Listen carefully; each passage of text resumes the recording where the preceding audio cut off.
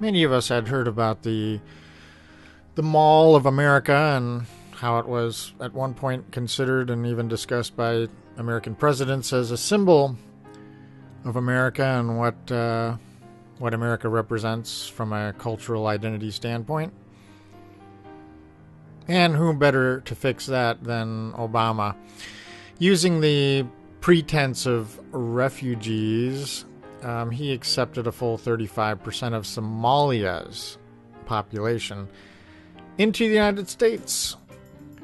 As Ryan Lindholm observes, I live here and don't even bother going to the MOA anymore. Nothing but Muslims.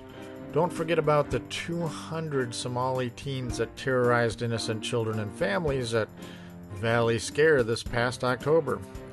Let's also not forget the Somali teens that were threatening to rape and kill a woman that was merely in her yard that lives right by a popular lake destination here.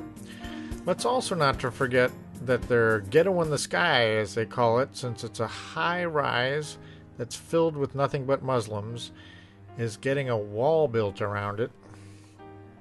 This is to keep the older Muslims from becoming victims of younger Muslims' gang violence.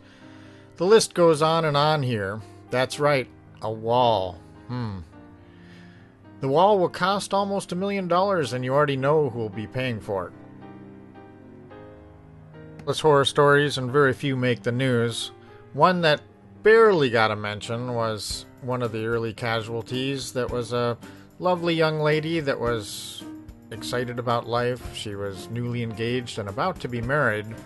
She made a mistake of calling in an apparent rape in her neighborhood. And when the police car arrived in her driveway, she ran out in pajamas to describe what she had witnessed to the police officer on the driver's side. On the passenger side was a newly recruited former refugee made police officer that apparently recognized her and was perhaps concerned that she recognized him, and immediately drew a weapon and fired upon her, shot her dead across the driver's seat. Would be pretty outrageous story of police violence and an unarmed victim were the colors modified a little bit. But this one just barely got a mention, and we've yet to hear any of the finishing touch details on just what happened. Since then, we've had great progress for the Islamic community that now has been sent to Congress to represent Minnesotans, don't you know? They're not the same Minnesotans they used to be, and Ilhan Omar has been given a warm welcome. Before her first day in Congress, she already falsely reported a hate crime, making up a ridiculous story of a cab driver that threatened to rip off her ridiculous hat, as if anyone's going to believe that. And of course, she wouldn't give any specifics so that there could be follow-up.